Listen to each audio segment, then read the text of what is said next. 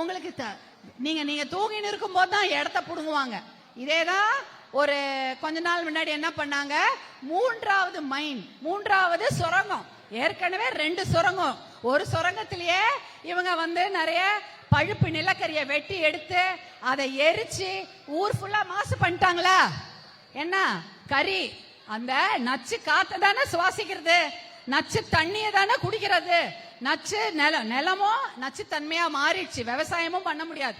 அப்படிதான் இந்த நிலம் நெய்வேலி லிக்னைட் கார்பரேஷன் NLC இந்த ஊரையே வாழ முடியாத ஒரு மாவட்டமாக மாற்றி விட்டது.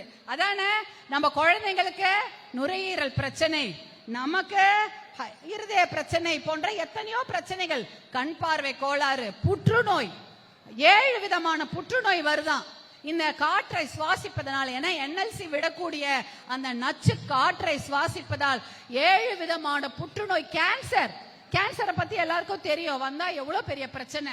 எல்லாருக்கும் வயசு வித்தியாசம் பார்க்காம பெரியவங்கல இருந்து சின்னவங்க வரைக்கும் 7 விதமான புற்றுநோய், கண் பார்வை கோளாறு, மலட்டுத்தன்மை, ஆம்பளைங்களுக்கும் வருது பொம்பளைங்களுக்கும் வருது மலட்டுத்தன்மை.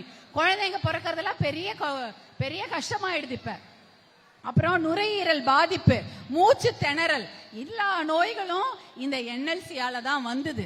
இதற்காக மிகப்பெரிய போராட்டம். இதுக்கு மேல 3வது சுரங்கத்துக்காக 4 ஊர்ல ஏலம் எடுத்திருக்கிறாங்க. 4 ஊரு, அது கூட கடந்த வருடம் நடந்தது. எந்தெந்த ஊரு? வீராணம், மைக்கேல்பட்டி, அதுக்கப்புறம் பாளையங்கோட்டை, அப்புறம் அரியலூர். இந்த ஏரியாலலாம் இந்த 4 ஊரு ஏலம் விட்டுருக்காங்க. யாருக்குமே தெரியாது. இந்த 4 ஊர்ல நேரம் வந்திருக்கீங்களா? மைக்கேல்பட்டியில இருந்து வந்திருக்கீங்களாமா? மைக்கேல்பட்டி, அதுக்கப்புறம் இந்த வீராணம், இந்த பகுதியில இருந்துலாம் அதை கை தூக்குறாங்க ஒரு அம்மா.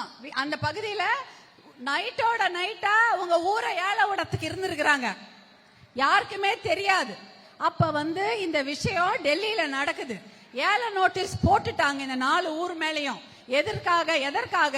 3வது நிலக்கரி சுரங்கத்தை எடுப்பதற்காக. இதுல எவ்வளவு லட்சம் ஏக்கர் போகும் தெரியுங்களா? 1 லட்சம் ஏக்கர் நிலத்தை அவங்க NLC எடுத்துக்குவாங்க. அப்ப அந்த 1 லட்சம் ஏக்கர் நிலத்தை வைத்திருக்கக்கூடிய விவசாயெல்லாம் வீடெல்லாம் விட்டுட்டு நடுராத்திரி ஏதாவது வண்டியில கொண்டு போய் ஏத்தி ஏதாவது ஊருக்கு அமிச்சிடுவாங்க.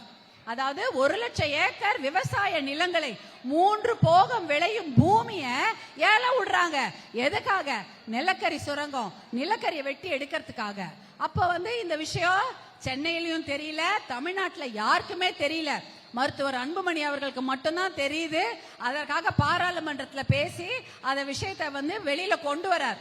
அப்ப சென்னையில சொல்றாங்க, இந்த மாதிரி 4 ஊரை ஏலம் எடுக்க போறாங்க இந்த புவனகிரி கடலூர் மாவட்டத்துல அப்படின்னு சொல்லும் பொழுது அங்க சட்டமன்றத்துல எல்லாம் கேலி பேசுறாங்க.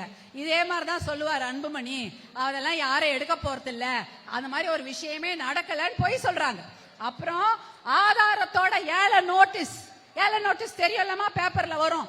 ஏல நோட்டீஸ் எல்லாம் அதெல்லாம் எடுத்துன்னு போய் காமிச்சு, இத பாருங்க ஆதாரத்தோட சொல்றோம், கடலூர் மாவட்டத்தில் இருக்கிற இந்த 4 ஊரையும் ஏலம் விடுறதுக்கு டெல்லியில இருந்து போட்டாங்க. இங்க இவங்க சும்மா இருக்காங்கன்னு சொன்னப்புறம் தான் ஐயோ எங்களுக்கு யாருமே சொல்லவே இல்லையே, அதிகாரிகள் கூட எங்களுக்கு சொல்லல அப்படின்னு சொல்லிட்டு அதை அப்புறம் தடுத்து நிறுத்துறாங்க. என்னது இது? என்ன நடக்குதுன்னு கூடவா உங்களுக்கு எல்லாம் தெரியாது?